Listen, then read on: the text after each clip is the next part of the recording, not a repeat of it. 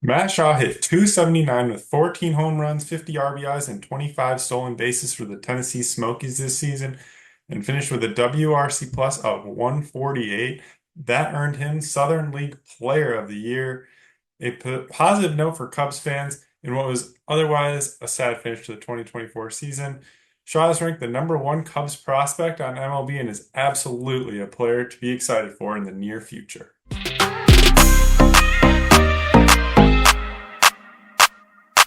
Cubs drafted Matt Shaw with the 13th pick in the first round of the 2023 MLB draft out of Maryland. He was the highest pick ever out of the University of Maryland and had a signing bonus of 4.8 million. He was known as a hitter coming out of Maryland, known for that hit tool. He hit 341 in his final year in college, but he really came on the scene when he hit 360 in the summer of 2022 in the Cape Cod League, earning him the MVP of that league. He's had a quick rise so far through the minor league system, really due to his advanced hitting. There's really no obvious weaknesses with his approach or his swings. No pitch types are really killing him so far. He's good righty lefty, hitting 290 against lefties in 2024 and 283 against right-handed pitchers. Really no stark difference in those splits.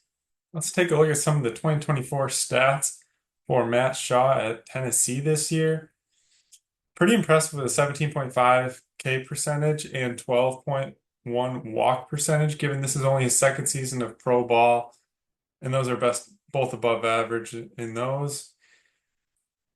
And now let's take a look more at his 2024 by month. Looking at batting average by month, he began pretty slow here in April and May, with just 237 average in April and 228 in May, but he began to heat up in June and July. And then as we get into August, he was promoted to AAA and he really raked in September in Iowa. So really, really impressive stuff from Matt Shaw throughout the year, even with that slow start.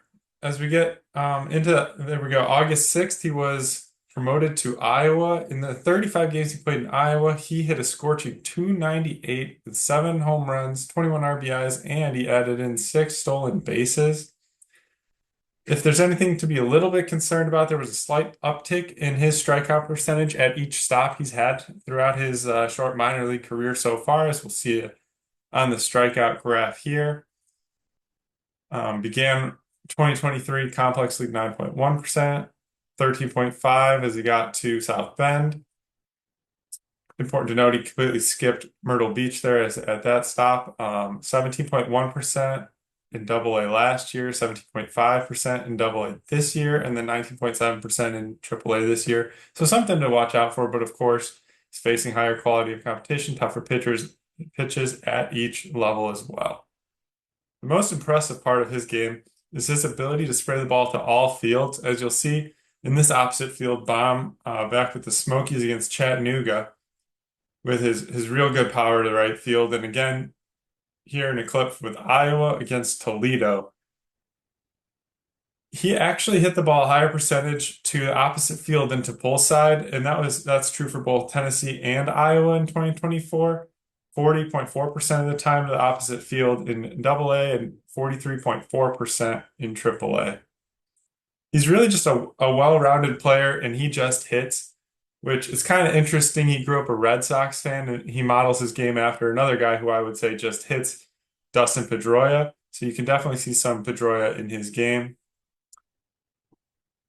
One part of his game that may need some work is stealing. His base running in general is pretty good, but he had 31 stolen bases this year, but he also had 11 caught stealing, so not the best percentage, 73.8% success rate, which would be below major league average, around 80. He generates power to all fields with a quick swing, and it does include a strong pull power when he's really using his max effort swing, as you'll see here in this home run against St. Paul. He's shown a good ability to barrel up pitches really anywhere in the zone, so he's got good zone coverage.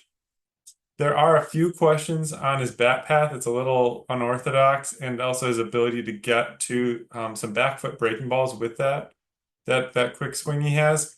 So that's something we'll have to watch going forward as he faces some pitchers with some even better breaking balls. big question a lot of Cubs fans are probably thinking about Shaw is where is he going to play? I mean, we've got Dansby locked up through 2029. Nico's locked up through 2026, so that covers the middle of the infield pretty well. And then we made a trade to get Isaac Paredes this year to have at third base, and he's under contract through 2027. So where does he go? I mean, barring an injury could bring Shaw to the big leagues pretty soon. And then, I mean, it seems like third base is where they want him to go. If you take a look at this position graph, he's really shifted from starts at second and shortstop in his first season in pro ball to third base heavy this past year. And that's where he got looks at in spring training as well. And then again, in the draft this year, they've taken two third basemen in the first two rounds with Cam Smith and Cole Mathis. So really starting to get backlogged a little bit there at third base. He's shown some good ability at third, and that's probably where he's gonna be. But with Paredes there, it's hard to know. Maybe someone uses more of a DH, maybe someone moves to the outfield. We'll see. Maybe someone struggles. Um, but he's shown good ability. He doesn't quite have the arm to be an everyday shortstop, but third and second is probably where he'll end up. Regardless of what his path to the majors will look like, Matt Shaw's 2024 season brought nothing but optimism for his future. Keep an eye on him as we progress through and into spring training in 2025. I'm sure he'll get a lot of looks coming into the next season. Please like the video and subscribe to the channel, and let me know in the comments if you enjoyed this type of prospect deep dive video. Thanks for watching.